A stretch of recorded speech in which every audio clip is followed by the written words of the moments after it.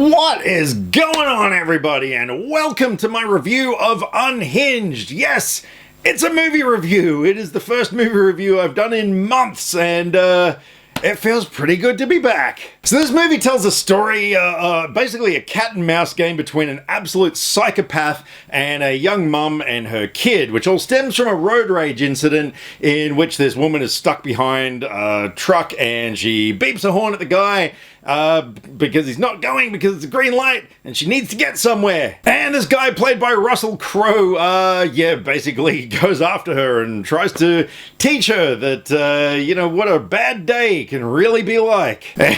And oh boy, let me tell you, she has a bad day. Now, this is a movie that I didn't know too much about. Like, basically everyone I've spoken to has no idea what this movie is. But then I saw the trailer and I thought, you know what? This looks promising. This looks like it could be a really tense thriller.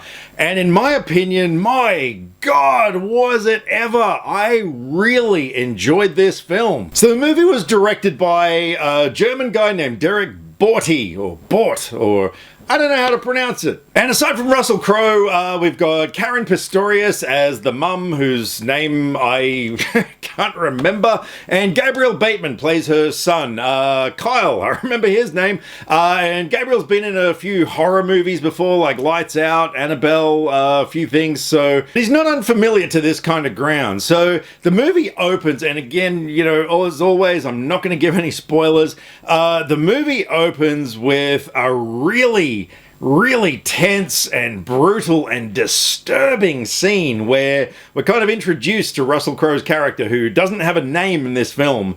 And yeah, the events that play out in the opening, and then through the opening credits, we've got a whole bunch of real life footage of road rage incidents and fights and break-ins and just, bad stuff. But the opening really does a great job of setting the tone for this film, and I thought throughout, the whole thing was just heart-poundingly tense, for the most part of it anyway. Russell Crowe's performance in this as this psychotic, deranged, unhinged guy who is just motivated by revenge, or not even really revenge, but just this idea of revenge for something so trivial as someone beeping a car horn at him.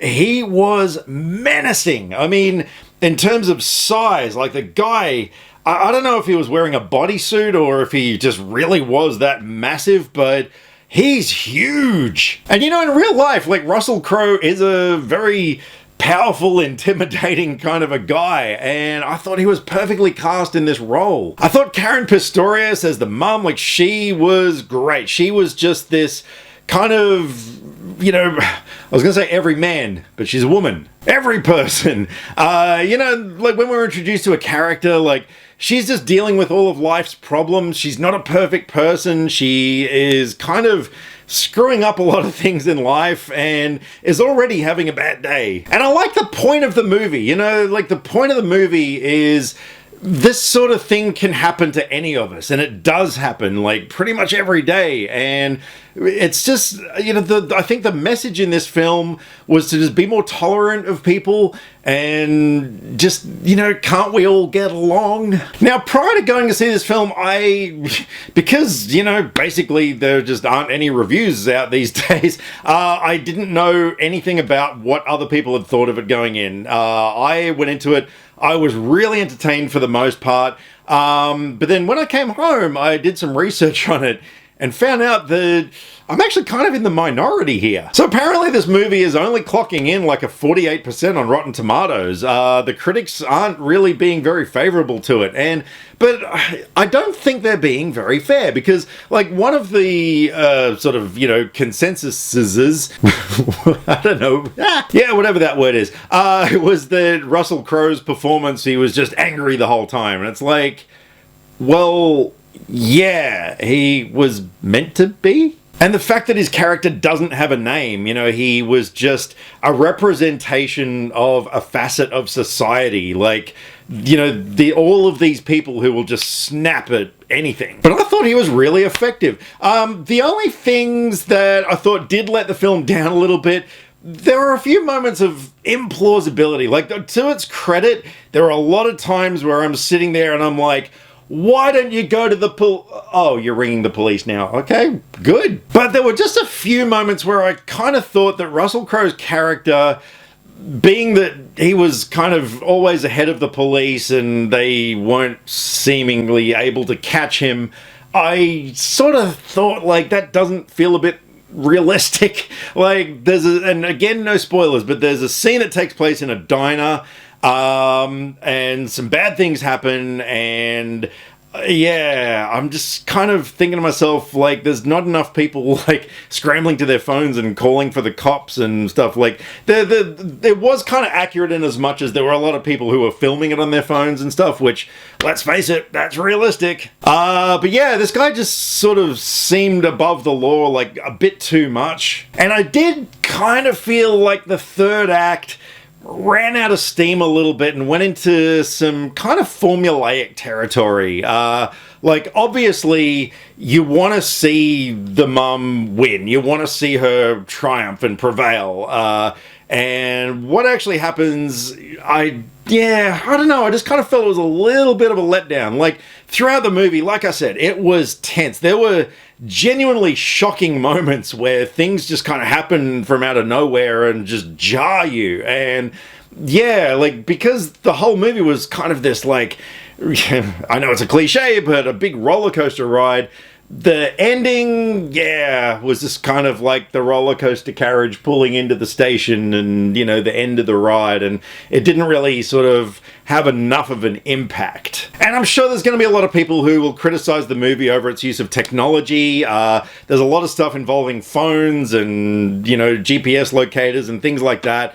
And you could probably nitpick that sort of stuff, but I thought it was effectively done to enhance the story, to push it further, and I didn't think it was too hard to believe. So look, overall, I really had a great time with this film, myself, personally. If you're after just a good thrill ride that you don't have to think too much about, I would recommend this film. If you're after seeing Russell Crowe as this monster on screen, this really scary, intimidating kind of a presence, yeah, by all means, this is a movie for you. So, yep, I really enjoyed the film. I'm definitely going to add it to the Blu-ray collection probably the day that it comes out, because I'm already looking forward to seeing it again. It does have a lot of rewatchability, and I'm going to give Unhinged a 9 out of 10. Alrighty, so thank you very much for taking the time to watch my review of Unhinged, which, as far as I know, could be the only one out there.